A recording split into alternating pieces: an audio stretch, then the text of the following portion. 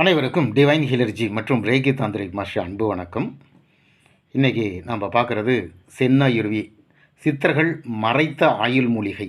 அவங்க இந்த ஆயுள் மூலிகையை சொல்கிறதுக்கு விரும்பலை, வெளியில் சொல்லலை. அப்படிப்பட்ட அரிய மூலிகை. ஏன்னா அவ்வளோ முக்கியமான நிறைய தன்மைகளை கொண்டது. சென்னாயுருவி அப்படின்றது சித்தர்கள் காலத்தில் மிகவும் அரிய மூலிகையாக கருதப்பட்டு வந்தது. காடுகளிலும் அடர்ந்த காடுகள் மலைப்பகுதிகளிலும் இயற்கையாக வளரும் இந்த மூலிகை சித்தர்கள் தங்களுடைய ஆயுள் ரகசிய காப்புக்காக பயன்படுத்தி வந்தார்கள். இதனுடைய இலைகள் அடர்பச்சையாக மிருதுவாக இருக்கும், மலர்கள் வெண்மையாக இருக்கும். சித்தர்கள் இதனை காய சித்தி தரும் மூலிகை அப்படின்னு அழைத்து வந்தார்கள். ஏன்னா இது உடல் முழுதையும் இளமையாகவும் ஆரோக்கியமாகவும் வைத்திருக்க உதவக்கூடிய ஒரு அற்புத மூலிகை. ஒருவர் சென்னாயுருவை எடுத்துக்கொண்டால் உடலின் உடனடியாக ஆற்றல் எழும், சோர்வுகள் களைப்பு நீங்கும், புத்துணர்வுடன் செயல்படுவார்கள். இந்த மூலிகையை உடலுக்குள் சென்றவுடன் இரத்தத்தை சுத்தப்படுத்தி அதில் இருக்கும் நச்சுப்பொருட்களை வெளியேற்றி இரத்த ஓட்டத்தை சீராக்கும் தன்மை இதற்கு அபரீதமாக இருக்கிறது. நம் உடலில் 3 தோஷங்கள் எனப்படும் கபம், பித்தம், வாயு, இந்த 3ஐயும் சமநிலைப்படுத்தக்கூடிய அற்புதமான மூலிகை இந்த சென்னாயுருவி. நீண்ட நாட்களாக இருந்து மூட்டு வலி, சதைப்பிடிப்பு இதெல்லாம் எதாக இருந்தாலும் சென்னாயுருவினுடைய இலைகளை கஷாயமாக செய்து சாப்பிடும் பொழுது இவைகளெல்லாம் மிக விரைவாக அற்புதமாக குணப்படுத்தக்கூடிய அற்புத மூலிகை. சித்தர்கள் தங்கள் தவக்காலத்தில் நீண்ட நாட்களாக உணவு இல்லாமல் இருந்தபோது இந்த சென்னாயுருவியை உணவாக எடுத்துக்கொண்டு உடலை தங்களை ஒரு தங்க பஸ்பமாக ஆக்கி கொண்டார்கள். இது ஒரு அற்புத மூலிகை. இந்த மூலிகையினுடைய விதைகள் இந்த மாதிரி ஒரு நல்ல, அதாவது சாப்பாடே பசியை எடுக்காத நிலையை உண்டாக்கிடும், ஆனால் சோர்வு இருக்காது. அப்படிப்பட்ட அற்புதமான மூலிகை இந்த சென்னாயுருவினுடைய விதைகள். இந்த நாயுரி அப்படின்ட்டு நீட்டாக இருக்கும், ஒரு கிட்டத்தட்ட 1 முழம் நீட்டத்திற்கு அதனுடைய நாயுருவி செடியிலிருந்து நீட்டி இருக்கும். அதில் முட்கள் இருக்கும், நிறைய முட்கள் இருக்கும். அந்த முட்களுக்கு இடையே நடந்து போனால் அது நம்மளுடைய உடம்புல ஒட்டிக்கும். நாய் அது சந்தில் நுழைஞ்சி போச்சுன்னா உடம்புல ஒட்டிக்குன்றதுனால தான் அது சென்னாயுருவி, நாயுருவி அப்படின்னு பேர் வந்ததுக்கு அதுக்காக தான் காரணம். அது உடம்புல ஒட்டிக்கிட்டு எங்கே உழுவுதோ அந்த இடத்துல முளைச்சி வரக்கூடியது, தன்னுடைய வம்சத்தை வளர்த்தக்கூடியது. இந்த விதைகளில் முள் இருக்கும். அந்த முட்களை உரலை இடித்து அரிசியாக எடுத்தோம்னா உள்ள அரிசி இருக்கும், சின்ன சின்னதாக இருக்கும். இந்த அரிசியை நம்ம கஞ்சியாக காய்ச்சி குடிச்சிட்டோம்னா, எப்போ குடித்தோமோ அன்னையிலிருந்து கிட்டத்தட்ட ஒரு 27 நாட்கள் அளவுக்கு பசியும் எடுக்காது, மலம் இருக்காது. மலம் இல்லாத போது தான் சித்த யோகங்கள் கூடும் அப்படின்னு சொல்லிட்டு சித்தர்களுக்கு தெரியும். அந்த மலம் அப்படின்றது சித்தத்துக்கும் தெய்வ சக்திக்கும் ஒரு தடையாக அமைகிறதுனால அதை என்ன செய்கிறாங்க, உணவே இல்லாத ஒரு நிலையை உருவாக்கணும் அப்படின்றதுக்காக சித்தர்கள் குகைக்குள்ளே போகும் பொழுது தவத்தில் கடுமையான தவமெல்லாம் செஞ்சு சக்திகள் எடுக்கணும் போது இந்த சென்னாயுருவினுடைய சோறு சமைச்சு சாப்பிட்டுட்டு போயிடுவாங்க. மலம் இருக்காது, நிச்சயமாக மலம் வராது, சக்தி குறைவும் இருக்காது. மிக அற்புதமான நல்ல இயக்கமாக இருக்கும். இதை நம்ம பரிச்சித்து பார்த்தாச்சு, நாமளும் அதை டெஸ்ட் பண்ணி பார்த்தாச்சு. அது அப்படி தான் இருக்குது. இந்த மறுபடியும் பசி எடுக்கணும் அப்படின்னு சொன்னால் நம்ம சீரக தண்ணியை குடித்தோம்னா மறுபடியும் பசி எடுக்கிறதுக்கு ஆரம்பிச்சிடுது. இது ஒரு அற்புதமான நிலை. நம்முடைய குருநாதர் இதை பரீட்சை செஞ்சு பார்க்க சொன்னார். அதை பரீட்சை செஞ்சு பார்த்தாச்சு. மிக அற்புதமாக நம்ம ஒரு 3 நாள் உணவு இல்லாமல் இதை சாப்பிட்டுட்டு இருந்தோம். அதுக்கு பின்னாடி இது வேண்டாம் அப்படின்னு சொல்லிட்டு மறுபடியும் சீரகம் காய்ச்சி குடித்த உடனே மறுபடியும் பசி எடுக்கிறதுக்கு ஆரம்பிச்சிருச்சு. அவ்வளோ அற்புதமான மூலிகை இது. சித்தர்கள் அதாவது மலம் இல்லாத ஒரு நிலையை தான் தெய்வீக சக்திகள் உள்ள நுழையும். தெய்வீக சக்திகள் உள்ளே வராததுக்கு ஒரு முக்கியமான தடை மலம்தான். நந்தி யோக சாஸ்திரத்தில் இதில் ஒரு 4 வரி சொல்லப்பட்டு இருக்குது. இந்த மலம் அப்படின்றது இல்லாமல் இருந்தால் தான் தெய்வ சக்தி உள்ளே வரும், ஞானம் வரும் அப்படின்றதுக்காக வாழ்கவே வாழ்க நந்தி திருடி, வாழ்கவே வாழ்க மலம் மறுத்தான் பதமே, மலத்தை மறுக்கணும். வாழ்கவே வாழ்க மலமிலான் பதமே, அப்புறம் மலம் இல்லாத போகும். வாழ்கவே வாழ்க மெஞ்ஞானத்தவனை, மெஞ்ஞானம் வரணும் அப்படின்னு சொன்னால் மலம் முதல்ல மறுக்கணும், அப்புறம் மலம் இல்லாமல் பண்ணணும்.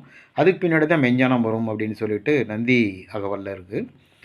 இந்த சித்த புருஷர்கள் தெய்வீக சக்திகளில் அடைஞ்சவங்க, தெய்வ கடாட்சங்கள் எல்லாத்துக்கும் மலம் கிடையாது. அதனால தான் அவங்களுக்கு அந்த நிலை இருந்தது. மனிதர்களுக்கு மலம், மலம் என்பது குற்றம் அப்படின்னு பேர். மலத்துக்கு தமிழ் வாசகத்தில் குற்றம் அப்படின்னே பேர். அதனால் இதில் நிறைய விஷயங்கள், இந்த விதைகளை பற்றி சொல்லணுன்னா ஒரு நாள் ஆகும். இதனுடைய இலைச்சாறு வந்து கண் நோய் குணப்படுத்தக்கூடியது. அப்புறம் இதன் வேர் வந்து பயன்படுத்தினா உடலில் இருக்கக்கூடிய வீக்கங்கள் குறையும் அப்படின்றாங்க. இதனுடைய வேர் வந்து ஒரு முக்கியமான தன்மை கொண்டது. நாம் வந்து காயகற்பத்தில் நிறைய வந்து இதனுடைய சம்மூலத்தை யூஸ் பண்ணுறோம். இதனுடைய செடி, விதைகள், வேர்கள் இவைகளெல்லாம் நம்ம பயன்படுத்துகிறோம். வேர் வந்து காப்பு கட்டி தான் எடுக்கணும். நம்ம முறையாக காப்பு கட்டி பிராண பிரதிஷ்டை செய்து இதுக்கு உயிர் கொடுத்து தான் அந்த வேர் எடுக்கணும். வேர் எடுத்து நம்ம அந்த வேரில் பல் துணுக்கணும்னா, நீங்கள் 1000 பேர் அந்த வேரை பல் துலக்கினாலும் இதனால் பயன் இல்லைன்னு நீங்கள் நினச்சனா கூட அது பயன் வந்து சேரும். ஏன்னா அதனுடைய தன்மை அது. அந்த மாதிரி வேர் வந்து பல்லு துலக்கும்போது ஒரு 15 நாளுக்குள்ளே முகம் வந்து பிரகாசமாக இருக்கும்.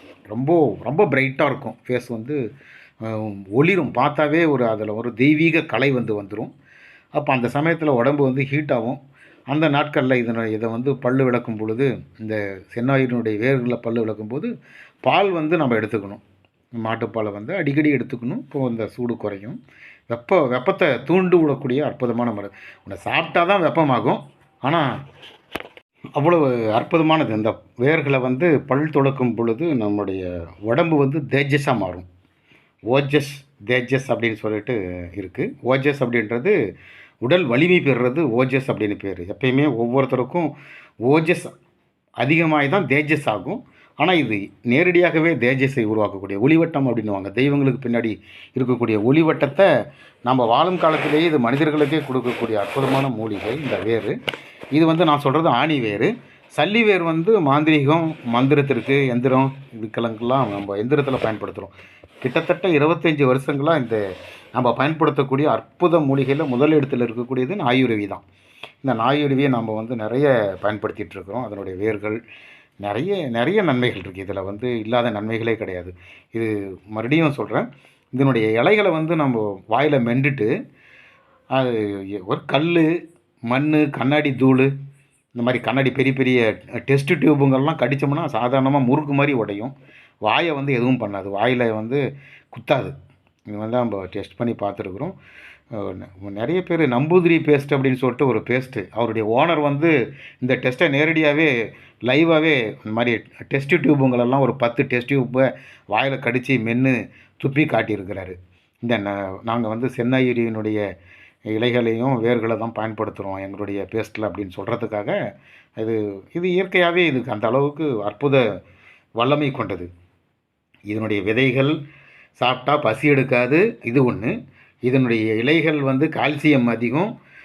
எலும்பு முறிவுகள் சமயத்தில் இதை பயன்படுத்த முடியும். இது வந்து பல்லில் வந்து நம்ம போட்டு மென்னுட்டு துப்பிட்டு, நம்ம ஒரு 10 இலைகளை போட்டு மென்னுட்டு நல்லா மென்னுட்டு அந்த இலைகளை துப்பிட்டு மறுபடியும் கல்லை கடித்தா கூட பல்லுக்கு எதுவும் ஆகாது, கல் உடையும். இந்த மாதிரி அற்புதமான சக்திகள் கொண்டது. வேர்கள் வந்து அப்படியே ஒரு தெய்வீக ஆற்றலை கொண்டது. இந்த சென்னாயுருவி விதை வந்து சர்க்கரை நோயை குணப்படுத்தக்கூடியது அப்படின்னு சொல்லிட்டு நிரூபிச்சிருக்கிறாங்க. அதே வந்து இந்த சித்தப்புருஷர்கள் இதை ஔஷத சாம்ராஜ்யத்தின் ரகசிய மூலிகை அப்படின்னு சொல்லியிருக்கிறாங்க. அதை அப்படின்னா எவ்வளோ பெரிய விஷயம் பாருங்கள். காலையில் வெற்றுவையில் இதை எடுத்துக்கொண்டா, வெறும் வயிற்றில் எடுத்துக்கிட்டா அனைத்து நச்சுக்களையும் வெளியேற்றக்கூடிய சக்தி இதுக்கு இருக்குது. இது புகையாக நம்ம சுவாசித்தோம்னா இரும்பல், மூச்சு திணறல் போன்ற விஷயங்களை நிவர்த்தி செய்யுது. உடலுக்கு பிராணசக்தியை அளிக்கிறது. நீங்கள் யோகா, தியானம் செய்யும் பொழுது இதை வந்து பயன்படுத்தினா உயிர் ஓட்டத்தை வந்து சுறுசுறுப்பாக்கக்கூடிய தன்மை, பிராணசக்தியை அதிகரிக்கக்கூடிய தன்மை இந்த சென்னாயுருக்கு. இந்த சென்னாயுர் ஒரே ஒரு மூலிகை வச்சு நம்ம வந்து நம்முடைய எல்லா விஷயத்தையும் சரி பண்ணிக்க முடியும். கல்லீரல் மற்றும் சிறுநீரகங்களை சுத்தமாக வைத்திருக்க செய்கிறதுக்கு இது முக்கியமாக பயன்படுது. பெண்களுக்கும் மாதவிடாய் பிரச்சனைகள் இருந்தாலும் இதை சரி பண்ணுது. வயிற்றுப்புண், குடல் புண் எல்லாமே இது ஒரு பெரிய அதிசய மூலிகை தான். இது கிட்டத்தட்ட 4448 வியாதிகளில் பாதி வியாதிகளை குறைக்கக்கூடிய தன்மை இந்த சென்னாயுரி ஒரே மூலிகைக்கு இருக்குது. மன அழுத்தம், கவலை, பதட்டம் இதெல்லாம் சரி பண்ணக்கூடியது தான். பாம்பு கடி விஷம், இந்த பூச்சிக்கடி விஷயத்தை இதுக்கெல்லாம் வந்து மேற்பூச்சாக தடவும் பொழுது இது நல்லாகுது அப்படின்னு சொல்லிட்டு கண்டுபிடிச்சிருக்கிறாங்க. இதை நாமளும் பயன்படுத்தி இருக்கிறோம். மூளையில் உள்ள நரம்புகளை செயல்படுத்தி கூர்மையான சிந்தனை கொண்டு வருது அப்படின்னு சொல்லிட்டு சித்தர்கள் சொல்லியிருக்கிறாங்க. நினைவாற்றலை மேம்படுத்துகிறது, படிப்பதற்கு, தியானம் செய்வதற்கு இது பெரும் அற்புதமாக உதவி செய்கிறது. சித்தர்கள் தங்களுடைய தியானத்தின் போது மனக்குவிப்பு பெற இந்த செந்நாரிவை பயன்படுத்தினதா நிறைய சரித்திரங்கள் இருக்குது, குறிப்புகள் இருக்குது.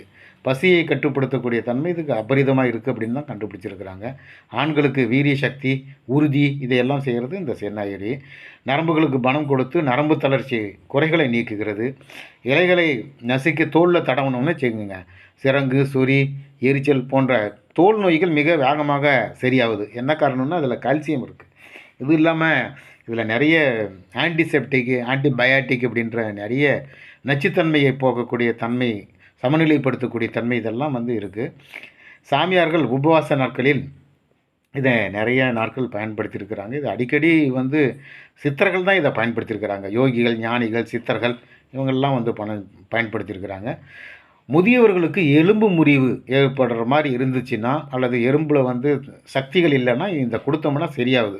ஏன்னா நிறைய கால்சியம் இருக்கக்கூடிய இலைகள் வந்து இந்த செந்நாயுருவி. பழம்னு பார்த்தீங்கன்னா சீத்தாப்பழம். சீத்தாப்பழத்தில் அதிகப்படியான கால்சியம், 100% கால்சியம் இருக்குது. ஒரு சில சீத்தாப்பழங்கள்லாம் சாப்பிடும்போதே சுண்ணாம்பே அதிலிருந்து வெளியே வரும். அந்த மாதிரி இலைகளும், இந்த இலைகள்லையும் அதே மாதிரி 100% சுண்ணாம்பு சக்தி அதிகமாக இருக்குது. காலச்சக்கரத்தில் கடக்க உதவக்கூடிய மூலிகை அப்படின்னு சொல்லிட்டு காலச்சக்கரத்தையே கடக்கக்கூடிய மூலிகைன்றாங்க. ஏன்னா இதுக்கு தான் இறப்பே இல்லாத தன்மையை உண்டாக்கக்கூடிய மூலிகை அப்படின்னு சொல்லிட்டு சித்தர்கள் கண்டுபிடிச்சிருக்கிறாங்க. நீண்ட காலம் இதை எடுத்துக்கிட்டால் என்ன ஆகும் அப்படின்னு சொன்னால், உடம்புல ஒளி வரும், காந்த சக்தி அதிகமாகும், ஆரா சக்தி அதிகமாகும். இதை வந்து அனுபவபூர்வமாக சித்தர்கள் பயன்படுத்தி சொன்னது தான் இதெல்லாம். நாமளும் இதை கொஞ்ச நாள் பயன்படுத்தியிருக்கிறோம். இதை எடுத்தவன், இந்த செந்நாயுரு எடுத்தவன் நோய் இல்லாத வாழ்வான் அப்படின்னு ஒரு குறிப்பு வந்து சித்தர்கள் கொடுக்குறாங்க. இது வந்து கிட்னி கல் இருந்தால் கூட இது கரைக்குது உடலில். அதான் எவ்வளோ பெரிய பிரச்சனையாக இருந்தாலும் இந்த செந்நாயுரு ஒன்றே போதும். தோலை பளபளப்பு செய்கிறது, முகத்தை காந்தவசியம் செய்கிறது, இதெல்லாம் வந்து அற்புதமாக செய்யக்கூடிய மூலிகை தான் இது. செந்நாயுரு என்ற பெயரே 1000 பயன்களை தரக்கூடிய மூலிகை அப்படின்னு சொல்லும் அளவுக்கு அதுக்குள்ளே நிறைய விஷயங்கள் மறைஞ்சிருக்கு. இந்த செந்நாயுரி வந்து மழைக்காலங்களில் தான் இது நமக்கு கிடைக்குது. மழை பெய்யும்போது மட்டும்தான் இந்த செடிகள் வளரும். அடர்ந்த காடுகள் இந்த மாதிரி மலை பிரதேசங்களில் இது இருக்குது. நாம் இதை அதிகமாக பயன்படுத்தியிருக்கிறோம். நம்ம ஏரியாவில் இது அதிகமாக இருக்குது. நான் என்னுடைய ஊரினுடைய சுற்று வட்டாரங்களில் இருக்கக்கூடிய மலைகளில் இது இருக்குது. நம்ம நிறைய பயன்படுத்தி தான் இருக்கிறோம். இது வந்து சித்தர்கள் மறைத்து வைத்த மூலிகை. நீண்ட ஆயுளையும் நோய் இல்லாத வாழ்வையும் தரக்கூடிய அதிசய மூலிகை. இதை நீங்கள் எங்கேயாவது பார்த்தீங்கன்னா பயன்படுத்துங்க. நாம் இதை வந்து நிறைய விஷயங்களுக்கு, கிட்டத்தட்ட ஒரு 10-15 விஷயங்களுக்கு இதை வந்து பயன்படுத்திகிட்டு இருக்கிறோம். இன்றளவும் செந்நாயுரி வந்து நாங்கள் சாரணை ஏற்றத்துக்கு, அஞ்சனக்கல் சாரணை ஏற்றத்துக்கெல்லாம் இந்த செந்நாயுரினுடைய இலை, அப்புறம் இன்னும் கருநூச்சியினுடைய இலை, தொட்டால் சினிங்கி இலை, இன்னும் பல ரகசிய மூலிகைகளெல்லாம் சேர்த்து தான் நாங்கள் வந்து அந்த அஞ்சனக்கற்களுக்கு சாரணை ஏற்றி அதை வந்து இன்னும் பவர் பண்ணுறது. இருக்கக்கூடிய அஞ்சனக்கல்லையே இன்னும் 100 மடங்கு அதிகமாக நெற்றிக்கண் திறப்பு அளவுக்கு கொண்டு வரதுக்கான ஒரு சாரணை ஏற்றுதல் இந்த மாதிரி மூலிகையில் தான் செய்கிறோம். இப்படிப்பட்ட மூலிகைகள் உங்களுக்கு கிடைச்சாலோ அல்லது எங்கேயாவது தேடி கண்டுபிடிச்சாலோ நீங்கள் வந்து இந்த விஷயங்களை செஞ்சு அரிதாக பயன்படுத்திக்கலாம். இது வந்து எந்த ஒரு ஆபத்தும் இல்லாதது. இது தாராளமாக யார் வேணாலும், குழந்தைகள்லேருந்து பெரியவங்க வரைக்கும் தாராளமாக பயன்படுத்தலாம். நீங்கள் ஆய்வு செஞ்சும் பார்க்கலாம். ஆராய்ச்சி செய்கிறவங்களுக்கு, மூலிகை ஆராய்ச்சி செய்கிறவங்களுக்கு இது ரொம்ப உதவியாக இருக்கும். இப்படிப்பட்ட அரிய மூலிகை உங்களுக்கு கிடைச்சா நீங்கள் விடாதீங்க அப்படின்னு சொல்லி இந்த பதிவை நிறைவு செய்கிறோம். இந்த பதிவு பிடித்திருந்தால் சப்ஸ்கிரைப் மற்றும் ஷேர் செய்யவும். நன்றி, வணக்கம்.